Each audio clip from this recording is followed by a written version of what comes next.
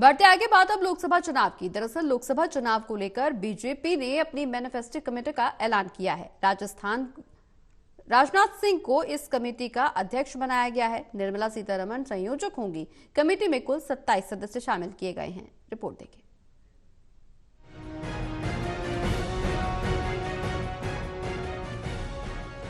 लोकसभा चुनाव 2024 के रन में मिशन 400 पार का लक्ष्य हासिल करने में जुटी बीजेपी लगातार एक्शन मोड में है। चुनावी घोषणा से पहले ही बड़ी तादाद में उम्मीदवारों के नाम का ऐलान करने के बाद अब बीजेपी ने मैनिफेस्टो कमेटी की घोषणा कर दी है। केंद्रीय रक्षा मंत्री राजनाथ सिंह की अगुवाई में बनी 27 सदस्यीय इस कमेटी में निर्मला सीतारमण को संयोजक और पीयूष गोयल को सह संयोजक बनाया गया है।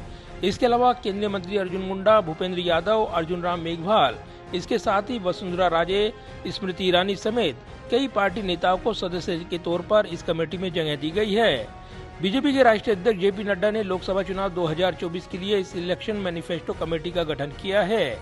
बीजेपी के लोकसभा चुनाव घोषणा पत्र में पीएम मोदी के ज्ञान फार्मूले यानी गरीब, युवा, अन्नदाता और नारी वर्ग के लिए बड़ी घोषणाएं हो सकती हैं। देश भर में 1 करोड़ सुझाव जुटाए गए हैं। कहा जा रहा है कि बीजेपी के लोकसभा चुनाव घोषणा पत्र में प्रधानमंत्री मोदी के ज्ञान फार्मूले यानी गरीब, युवा, अन्नदाता और नारी वर्ग के लिए बड़ी घोषणाएं हो सकती हैं। बीजेपी ने 2 तरफा जनता से सुझाव जुटाए हैं। एक तरफ देश की सभी लोकसभा सीटों पर चुनावी रथ भेजकर बीजेपी ने जनता से सीधे सुझाव लिए हैं, तो दूसरी तरफ समाज के विभिन्न वर्गों के बीच बैठकें कर भी सुझाव इकट्ठा किए गए हैं। इसमें देश के आम और खास वर्गों से जुड़े डॉक्टर, वकील, इंजीनियर, उद्यमी, शिक्षक, विद्यार्थी, महिला, युवा, किसान आदि वर्गों के साथ बीजेपी पदाधिकारियों ने हर राज्य में बैठक कर सुझाव लिए हैं। बीजेपी ने 20 मार्च तक देश भर में ये सुझाव जुटाए हैं। कहा जा रहा है कि बीजेपी घोषणा पत्र कुछ ऐसा होगा जिसमें भारत को साल 2047 तक विकसित राष्ट्र बनाने का विजन भी शामिल होगा।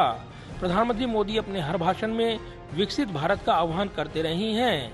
19 अप्रैल को होने जा रहे पहले चरण के लोकसभा चुनाव से पहले बीजेपी चुनावी संकल्प पत्र जारी कर सकती है। कैमरामैन सुरबीर सिंह के साथ प्रदीप कुमार, टोटल न्यूज, दिल्ली।